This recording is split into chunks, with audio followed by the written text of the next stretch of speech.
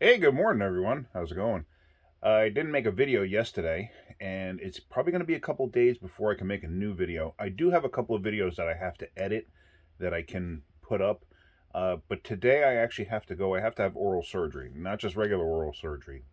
Uh, I have to have a tooth removed down here, but the problem is it actually has gotten into the nerve canal, and it's right up against the mandible artery in that, so they're actually putting me out.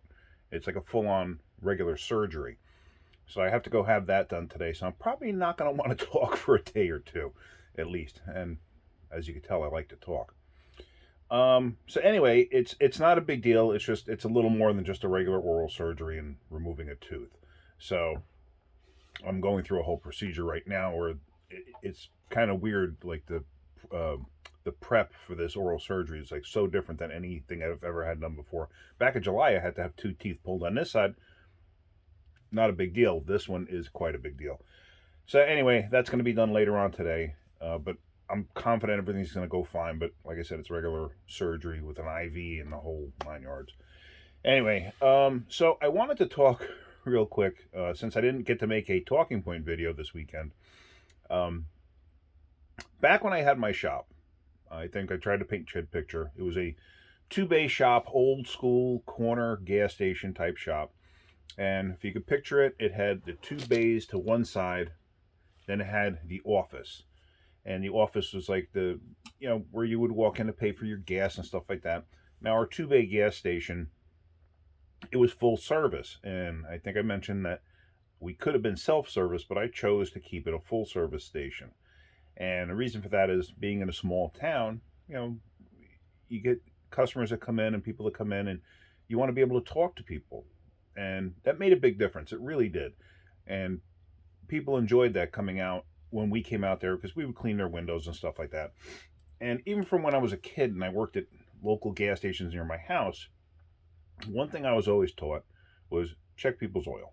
Ask them, can we check your oil? So that was a common thing. As soon as you come in, can I help you? Yeah, can you fill it up, a premium, whatever. All right, start doing that. I clean the windshield, clean the back window. When I was on with that, hey, would you mind if I check your oil for you and stuff like that? Yeah, okay, yeah, go ahead. Some people had no clue and they wouldn't even know how to pop the hood, but I'd show them, and we'd do that. So I will never forget this. One vehicle in particular came in. It was a Toyota Camry. It just shows I will never forget this. And it was a relatively new car at the time. Like, it wasn't brand new, but it was pretty new.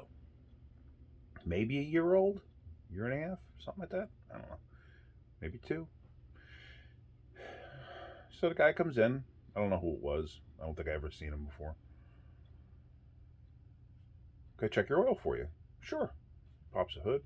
I go underneath the hood, grab the dipstick, pull it out, clean it off, stick the dipstick back in, pull it back out. Nothing on the stick. Okay. Let me recheck it. Stick the stick back in, pull it back out. Nothing on the stick. Okay. I go around to the driver's side of the car. I said, excuse me, sir. I said, I was just checking your oil. You have no oil on the stick. Guy looks at me totally surprised. He goes, what do you mean no oil on the stick? I said, there's no oil on the stick. I said, you're going to need at least 2 quarts of oil, possibly more. And he just like dumbfounded look. He says, I don't understand. When I bought the car, it came with oil. Yep, that's what he said to me. And I looked, and I remember the car had 30,000 miles on it. When I bought the car, it came with oil. Yep, yep. People are amazing. People are amazing. He had no clue. But there again, how do you fault somebody that absolutely doesn't know? But then again, they should have read the owner's manual. I had another time where a guy says to me, I need to tow my car in. He stopped and he goes, I need to tow my car in. He goes, it's leaking oil severely and it won't start. He goes, I just turn a key and it goes clunk. Well, it's kind of a weird combination. It's leaking oil severely and it goes clunk when you try to start it. So I'm sitting there thinking, the guy ran it out of oil, locked the motor up. But yeah, you could have it towed in. So A little while later, whatever it was, it could have been the next day, I don't remember. Here comes a Volkswagen Rabbit on the hook. Rabbit. From late 70s, probably, if I remember correctly. Early 80s, whatever it was. So the guy in the tow truck says, man, this thing's, there's oil everywhere. Okay, so I go out to it. After he drops it off, I go out to it, open up the hood, and it's dripping oil on the ground. So I'm like, what the heck is going on? So the guy pulls in. The guy was basically right behind the tow truck. The guy pulls in. And he says, yeah, he goes, I don't know what happened. He goes, it was 10 quarts low on oil. 10 quarts? This thing only holds like 3.5 quarts. How is it 10 quarts low on oil?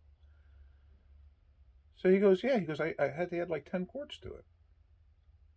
It doesn't hold that much oil. How did you add 10 quarts to this thing? Why did you add 10 quarts to this thing? So he goes and he pulls a dipstick out. At the base of the dipstick, a little area about, I don't know, that much maybe, at the very bottom, a little hash mark where the oil goes to. Well, all the way at the top of the stick, the stick came up, and it was like a metal rod type stick. At the top of the stick, it had like where the stick actually bent like this, in like almost like a heartbeat type thing. And that was to hold its center in the tube. He had filled it to that point. That's what he thought was full. He had put so much oil in the motor that the starter couldn't compress the oil to turn it over because it was up against the pistons and everything else on the underside. And when he tried to crank it over, it started pushing oil out of the seals and everything else. Yeah.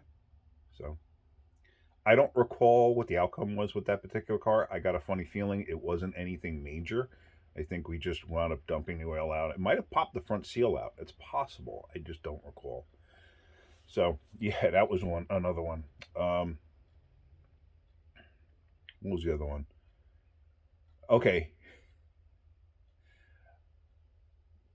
A customer comes in one time. I'm in the front office there. And a customer comes in, says, yeah, I heard you work on foreign cars.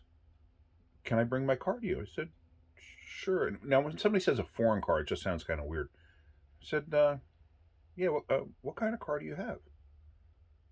She says, an Octolagen. A what? It's an Octolagen. An Octolagen? What's an Octolagen? She says, an Octolagen. She goes, you have one in the parking lot. An Octolagen? I said, do you have your car with you? Yeah. Okay, let's go see what you got. I go walking out there. It was a Volkswagen. How do you get Octolagen from Volkswagen? This is a true story. I mean, this really happened. How do you get Octolagen from Volkswagen? I mean, let's see. Octolagen. Volkswagen. No, they're even different syllables.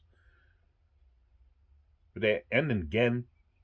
I don't know. Octolagen. Yeah, that was another one. It's like, how do you not know what you drive? But you'd be surprised.